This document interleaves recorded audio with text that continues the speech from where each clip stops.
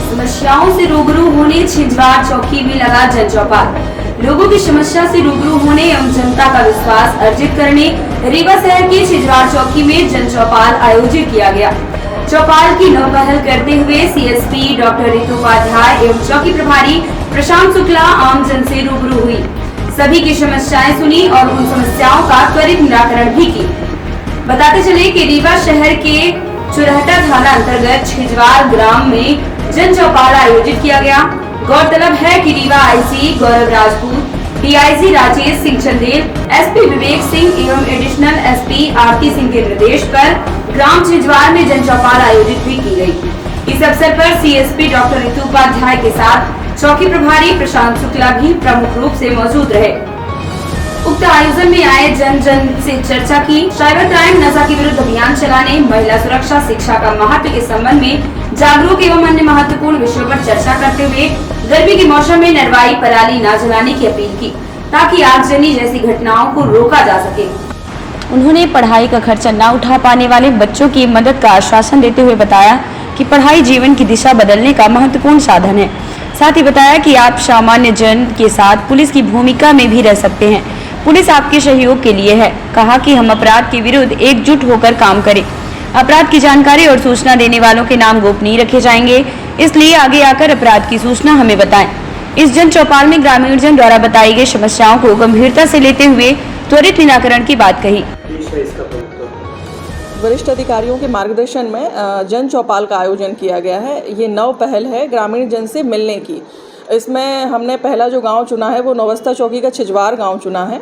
हम ग्रामीण जन से जाकर मिले और उनसे संवाद किया, उनकी समस्याएं, समाधान उनके, और उसके साथ साथ हमने कुछ जो जागरूकता के बिंदु हैं उन पर भी चर्चा की।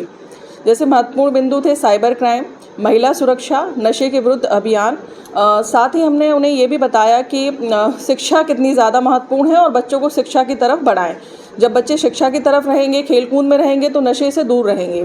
तो शिक्षा के लिए भी हमने ये बताया उन्हें कि ग्रामीण जनों में कई बार प्रॉब्लम हो जाती है, बच्चे पैसों की कमी की वजह से पढ़ाई छोड़ देते हैं।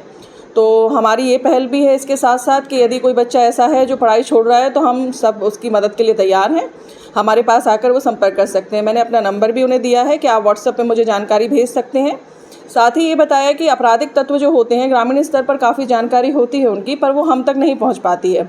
तो गोपनीय उनकी जानकारी रखी जाएगी। यदि वो हमें बताते हैं कि हाँ इस तरीके की आपराधिक कृत्य हो रहे हैं तो उसकी यदि हमें सूचना मिलती है तो हम तत्काल उसमें त्वरित कार्रवाई करेंगे। तो मुख्य उद्देश्य यही था कि ग्रामीण जन से मिला जाए। सभी ग्रामीण हमारे पास नहीं आ पाते हैं, उनकी पहुंच हम तक नहीं है। बहुत सरल स्वभाव के भी होते हैं और वो अधिकतर इसमें हिचक होती है उनकी कि हम कैसे जाएं, कैसे मिलें। तो बस ये था कि जो परिवार के सदस्य की तरह हम एक दूसरे से व्यवहार करें और एकजुट होकर अपराध के खिलाफ खड़े हों।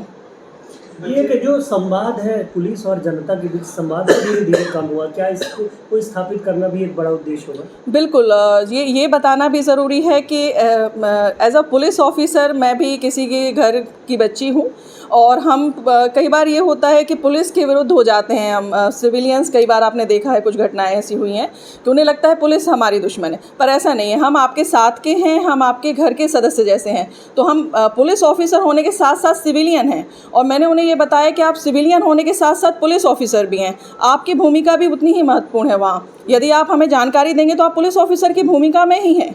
आप अपराध को कम करने में हमारी मदद कर रहे हैं। और जब आपको लगे कि हम आपकी कोई बात नहीं सुन रहे हैं तो आप इस तरीके का मनोभाव ना बनाइए।